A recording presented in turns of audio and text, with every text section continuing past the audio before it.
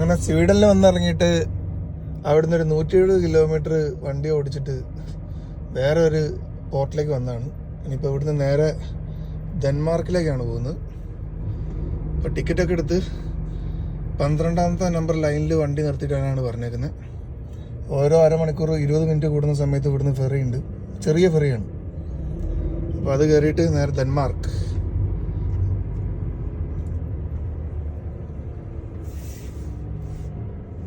Yes, 12ാമത്തെ റാമ്പിൽ ലൈനിൽ അവിടെ light കത്തുന്ന സമയത്ത് മാത്രമേ വണ്ടി എടുത്ത് പോകാൻ പറ്റുള്ളൂ.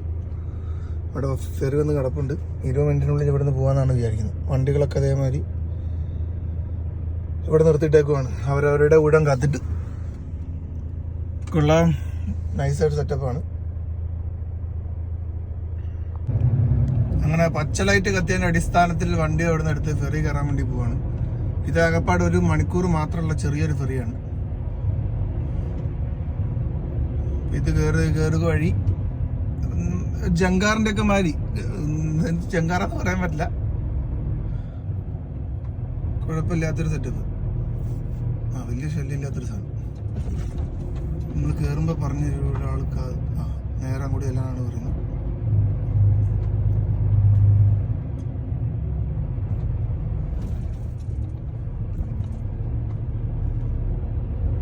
നേരെ ഇടതുഭാഗം പിടിച്ചിട്ടോളാൻ പറഞ്ഞിട്ടുണ്ട്.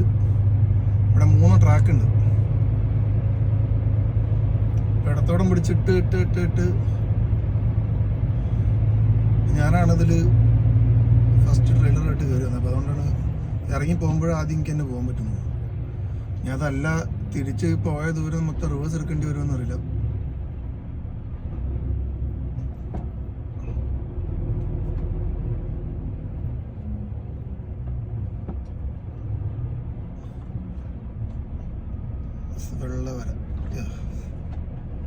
വെള്ള വരെ പിടിച്ചിട്ടുണ്ട്.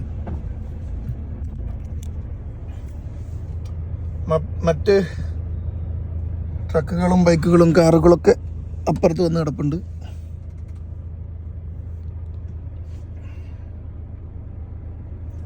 ആദ്യമായിട്ട് പോവാണ്, എന്താണെന്ന് അറിയത്തില്ല. പോയാക്കിയാൽ തന്നെ അറിയുള്ളൂ ഇനി എന്താ. യാത്രകൾ എന്ന് പറഞ്ഞു കഴിഞ്ഞാൽ എപ്പോഴും സംഭവബഹുലമായ യാത്രകളാണ്. അപ്പം അതിൻ്റെ മേലെ ലോഞ്ച് ഉണ്ട്, വേണം അവിടെ പോയിരിക്കുക. ഞാൻ ചിലപ്പോൾ പോവുള്ളൂ, എനിക്ക് ചടപ്പാണ് ഇങ്ങനെ കയറി ഇറങ്ങി കളിക്കാൻ. വണ്ടികളൊക്കെ ഇവിടെ നിർത്തിയിട്ടുണ്ട്. നമ്മളെ വണ്ടി ഏറ്റവും ഫ്രണ്ടിൽ നിർത്തിയിട്ടുണ്ട്. അപ്പം എല്ലാവരും കാറിനകത്ത് തന്നെ ഇരിക്കുന്നതെന്ന് തോന്നുന്നു. അപ്പോൾ വെറുതെ അങ്ങോട്ട് പോകണ്ട, ഇവിടെ തന്നെ ഇരിക്കുന്നതല്ലേ, ബോറടിക്കുന്നു. ഇതൊരു ചെറിയ ഫെറിയാണ്. അങ്ങനെ സ്വീഡൻ്റെ തീരം വിട്ടിട്ട് ഡെൻമാർക്കിന് ലക്ഷ്യം വെച്ചിട്ട് ഷിപ്പ് പോയിക്കൊണ്ടിരിക്കുന്നു. വളരെ കൊളീഗുണ്ട് ഡ്രൈവർ.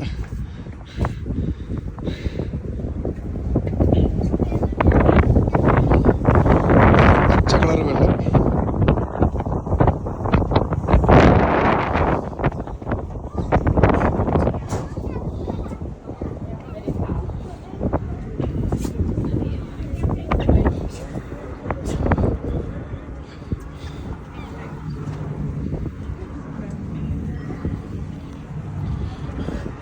എൻ്റെ വണ്ടിയാണ് കിടക്കുന്നത് അടിയിൽ കൊണ്ട്.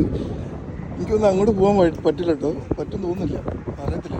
ഭാഗ്യം ഉണ്ടെങ്കിൽ പോവാം, തിരിച്ചിറങ്ങാം. മാതിരി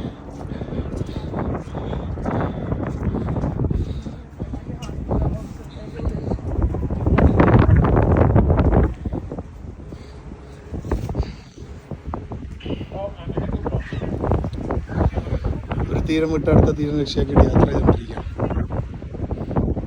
ഇവിടെ വേറൊരു ചെറിയ ഷിപ്പ്.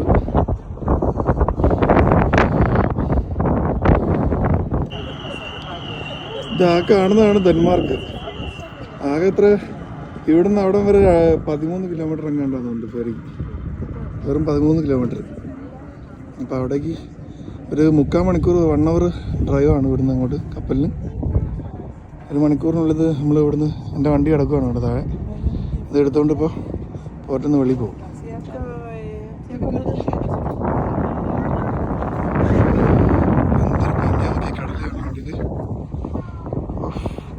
നല്ല തണുത്ത കാറ്റും വലിയ തെറ്റില്ലാത്തൊരു വെയിലും.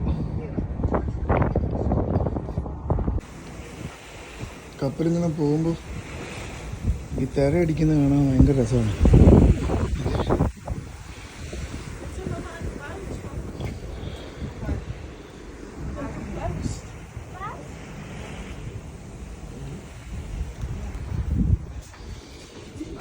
ഞാൻ പിന്നെ ചുമ്മാ കയറി അതിൻ്റെ അതിൽ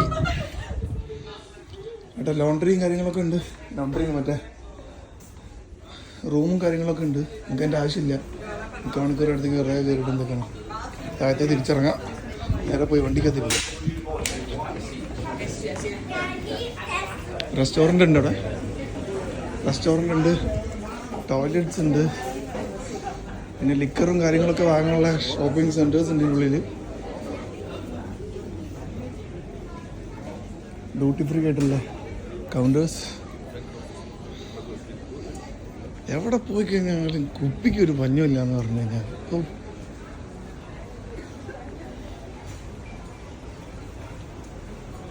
ഡ്യൂട്ടി ഫ്രീ ഐറ്റംസ്, പെർഫ്യൂംസ്, എല്ലാ സാധനങ്ങളും ഉണ്ട്. Water bottle, cap, everything.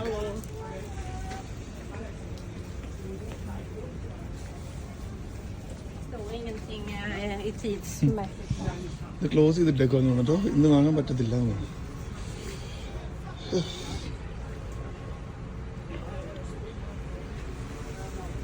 തിരിച്ചു പോവാം വണ്ടിക്കകത്തേക്ക്.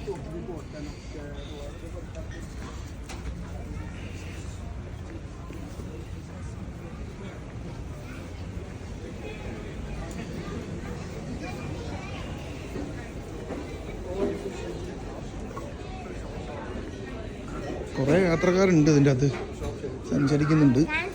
എനിക്ക് തോന്നുന്നത് ഈസിയസ്റ്റ് വേ അല്ലേ, വണ്ടിയൊക്കെ കൂടി കൊണ്ട് അങ്ങോട്ടും ഇങ്ങോട്ടും പോകാനേ. ഞാൻ ഏത് കൂടി ഇങ്ങോട്ട് കയറി വന്നത് മറന്നുവല്ലോ. ആ ശരിയാ, ഇത് കൂടെ തന്നെ. തിരിച്ച് വീണ്ടും വണ്ടിക്കകത്തൊക്കെ പോയി വണ്ടിക്കകത്തിരിക്കുന്നതാണ് സുഖം.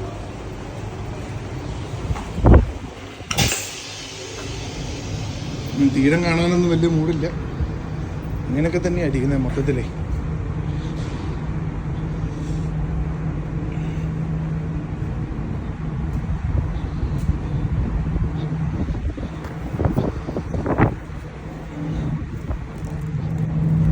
BMW സാധനം അടിക്കുന്നത്.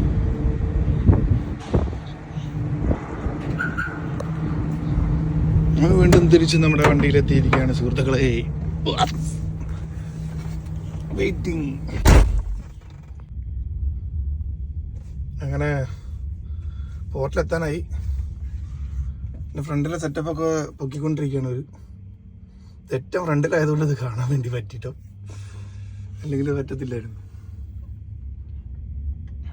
ഓക്കെ,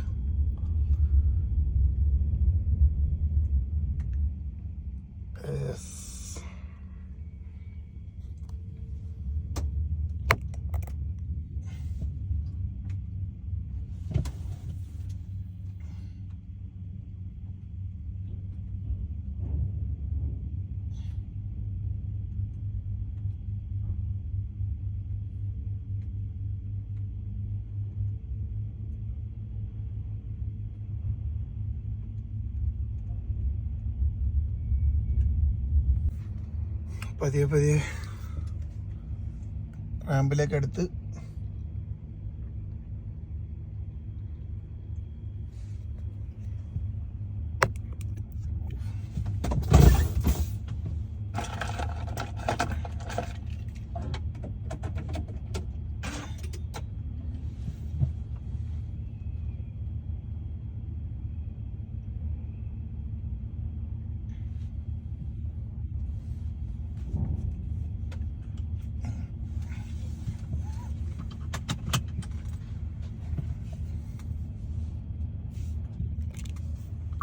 വണ്ടി വെളിയിൽ ചാടി പോകാതിരിക്കാനുള്ള സേഫ്റ്റീൻ്റെ സാധനം പൊക്കിക്കൊണ്ടിരിക്കുകയാണ് അതിൻ്റെ ഓപ്പറേറ്റേഴ്സ് വന്നിട്ട്. പതിയെ പതിയെ ലാഡർ താഴത്തേക്ക് വന്നു.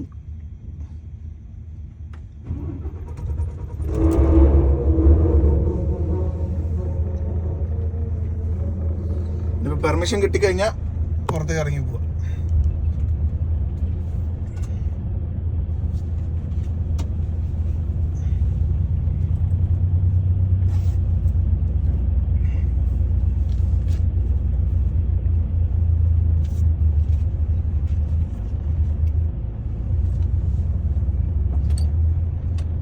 പെർമിഷൻ കിട്ടി. അങ്ങനെ ഡെൻമാർക്കിൽ കാലെടുത്ത് കുത്തിയിരിക്കുന്നു. ഈ യാത്ര എവിടെ നിന്നെന്ന് അറിയില്ല, എവിടെ അവസാനിക്കുന്നതെന്ന് അറിയില്ല. പക്ഷെ യാത്രകളാണ് നമുക്കൊരു എന്റർടൈൻമെന്റ് തരുന്നത്.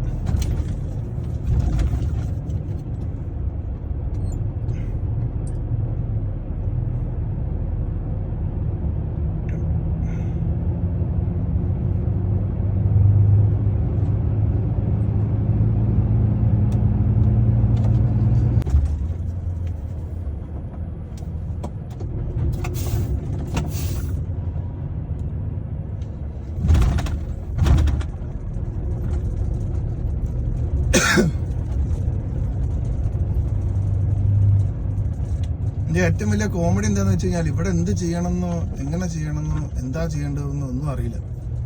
ഇവിടെ വന്നു കഴിഞ്ഞിട്ടാണ് ഓരോന്ന് പരിചയപ്പെടുന്നതും ഇങ്ങനെയാണ് ചെയ്യേണ്ടത് മനസ്സിലാക്കുന്നത്. ചെറിയൊരു ഭയം എപ്പോഴും ഉണ്ട്. കാരണം അത് ഇവിടെ വന്നു കഴിഞ്ഞാൽ ഈ റോഡിന്റെ ഒക്കെ ടോൾ എടുക്കുന്നതൊക്കെ കറക്റ്റ് ഓരോ റോഡിനും ഓരോ ടോളാണ് ഡെൻമാർക്കിൽ. ഇൻ കേസ് നമ്മൾ വഴി തെറ്റി എങ്ങാനും പോവുകയാണെങ്കിൽ ആകെ പ്രശ്നമാവും. അതുകൊണ്ട് ശ്രദ്ധിച്ചും കണ്ടും വേണം ഡെൻമാർക്കിൽ കൂടെ വണ്ടി ഓടിക്കുന്നത്. വഴി തെറ്റല്ലേ ദൈവമേ എന്നുള്ള ഒരൊറ്റ ചിന്ത മാത്രം മനസ്സിൽ വെച്ചുകൊണ്ട് ഇതിലെ പോവാ. ഇറങ്ങി തിരിഞ്ഞാൽ ഇനി അതിലൂടെ പോകേണ്ടതെന്ന് അറിയില്ല. ഒരു ഊഹാപോഹം വെച്ച് വിടുക. മാപ്പ് ഉണ്ട്, ചില മാപ്പ് ഇടയ്ക്ക് ചതിച്ചു കളയും.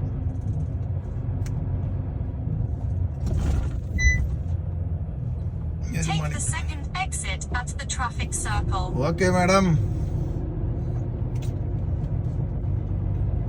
ഇടയ്ക്ക് ഇങ്ങനെ പറഞ്ഞോണ്ടിരിക്കും മാഡം.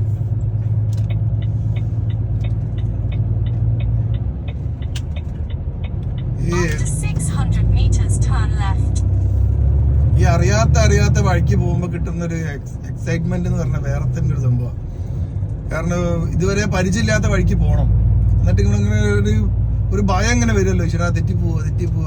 ആ ടെൻഷന്റെ ആ ഫീലിങ്സ് പറഞ്ഞാൽ എനിക്ക് ഭയങ്കര ഇഷ്ടമാവും. എന്താ അറിയില്ല, പേടിച്ചിട്ടുള്ള ഒരു ഇതില്ലല്ലോ, അതിനൊരു സുഖം കിട്ടാണ്ട്. ഡെൻമാർക്ക് വളരെ സുന്ദരമാണ് കാണാൻ. സുന്ദരം എന്ന് പറഞ്ഞാൽ അടിപൊളിയാണ് കാഴ്ചയല്ലേ. ഇനി ഉള്ളോട്ട് പോകുമ്പോ എങ്ങനെയാന്നുള്ളത് അറിയത്തില്ല. ഇവിടെ എന്തായാലും അടിപൊളിയാണ്. ഇതൊക്കെ ഏറ്റവും വലിയ വിഷയം വരുന്നതെന്ന് വെച്ചാൽ ഒരു ട്രാക്ക് അങ്ങനെ അങ്ങോട്ടും മാറിപ്പോയി കഴിഞ്ഞ് കഴിഞ്ഞാൽ പിന്നെ എത്ര കിലോമീറ്റർ ചുറ്റണം എന്നറിയാം. ചുറ്റുന്നത് മാത്രമല്ല, ചിലപ്പോൾ നോയൻട്രിയിലേക്കൊക്കെ കൂടി കയറ്റി കൊണ്ടുപോകാം. പിന്നെ കുടുംബത്തിലുള്ളവരെ പ്രാർത്ഥനേന്റെ ഫലം അല്ലാണ്ട് ഞാനൊന്നും ചെയ്തിട്ടല്ല. വലിയ കുറ്റങ്ങളില്ലാത്ത രീതിയിൽ ഇങ്ങനെ പോകാൻ പറ്റുന്നുണ്ട്.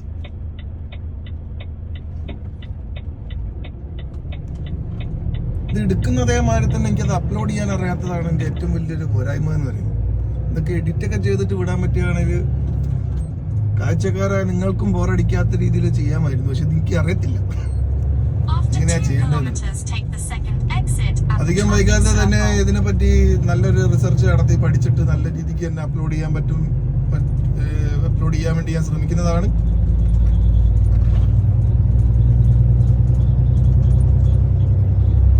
കുറച്ച് ഇനി കാഴ്ചകൾ കണ്ടിട്ട് യാത്ര ചെയ്യട്ടെ.